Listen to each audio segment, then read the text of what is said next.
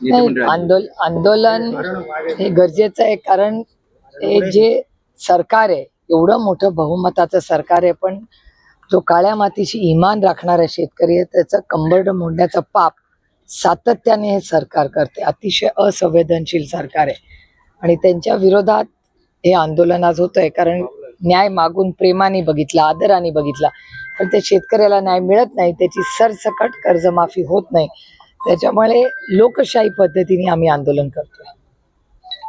आंदोलनस्थळी पोलिसांचा मोठा बंदोबस्त लावला आहे. इतकी मोठी पोलिसांची संख्या आहे की असं वाटतं की एवढं मोठं त्याच्यासाठी आणलंय. आम्हाला याची सवय झाली आहे आणि महाराष्ट्राचे पोलीस ही शेतकऱ्यांचीच लेकरं आहेत, त्याच्यामुळे ते संवेदनशील आहेत, पण त्यांच्या मागची जी अदृश्य शक्ती आहे त्याला अर्थातच काळजी वाटते, भीती वाटते, कारण का त्यांना माहिती आहे की ते त्यांचं सरकार आज जे प्रचंड आर्थिक अडचणीत आहे. आज लाडकी बहीण योजनेचाही निधी 1 कोटी महिलांचे KYC झाले नाही, मला विश्वासच बसत नाही. ज्या मनमोहन सिंग साहेबांनी घर, गाव, वाडी, वस्तीपर्यंत आधार कार्ड पोहोचवलं, जनधन योजना सुरू केली, प्रत्येकाला एक ID नंबर मिळाला, त्याच्यातून त्याला सगळे त्याचे अधिकार मिळतात. अशा काळामध्ये एवढं तंत्रज्ञान असताना KYC पूर्ण होत नाही 1 कोटी महिलांना, ह्याच्यावर माझा विश्वासच बसत नाही. त्यामुळे फसवणूक आहे, मग शेतकऱ्यांची असेल किंवा महिलांची असेल, हे पूर्ण अयशस्वी सरकार आहे आणि त्यांचं पूर्णपणे महाराष्ट्र सरकारचं अपयश. पुणे प्रकरणात आता कोर्टाची ऑर्डर तुम्ही टीव्हीवर पाहत होता, काय नाही, मी कोर्टाच्या ऑर्डरची वाटच बघते. आमची पहिल्या दिवसापासून मागणी आहे की आम्हाला ह्याच्यात कुठलंही राजकारण आणायचं नाही आणि आम्ही सातत्याने माननीय मुख्यमंत्र्यांना विनम्र विनंती करतोय की फाशीची शिक्षा ही झालीच पाहिजे आणि फास्ट ट्रॅक कोर्टवर फाशीची शिक्षा करा, कारण का एक मेसेज समाजात गेला पाहिजे की महाराष्ट्रामध्ये कुठल्याही व्यक्तीने चुकीचं काम केलं तर त्याला फाशीची शिक्षा होणार. बीडमध्ये विलास गुले या तरुणाची हत्या करण्यात आली आणि त्या प्रकरणात खासदार बजरंग सोनवणे यांचा मुलगा सौरभ सोनवणे याच्यावर देखील आरोप होत आहेत. काय सांगा?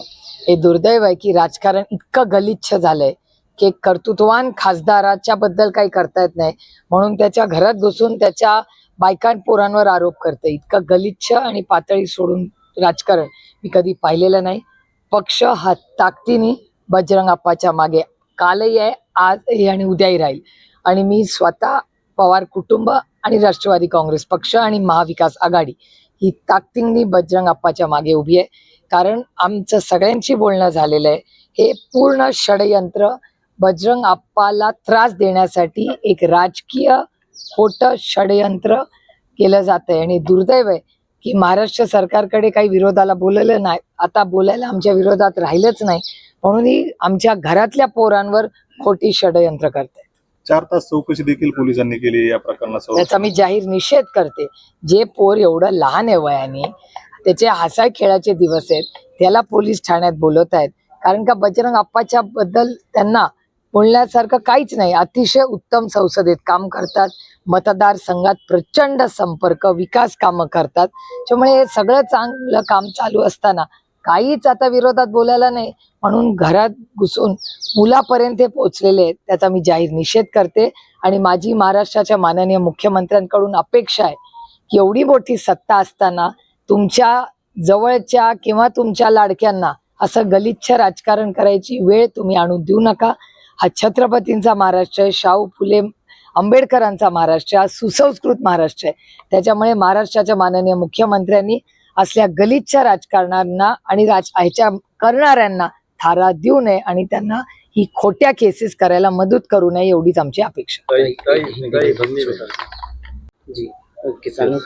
किसानों, ये जो सरकार महाराष्ट्र की है ये किसानों के खिलाफ है, महिलाओं के खिलाफ है और हम लगातार उनसे बातचीत करने की कोशिश कर रहे हैं. आप देख रहे हैं कि कई महाराष्ट्र में कई जगह ज़्यादा पानी है, कई जगह है नहीं. प्याज का आंदोलन आप लगातार देख रहे हैं, कपास का आंदोलन देख रहे हैं, किसी को न्याय नहीं मिल रहा है. इसलिए बहुत बार प्यार से, विनम्रता से सरकार से बात करने की कोशिश की, लेकिन सरकार न किसानों को न्याय दे रही है न महिलाओं को.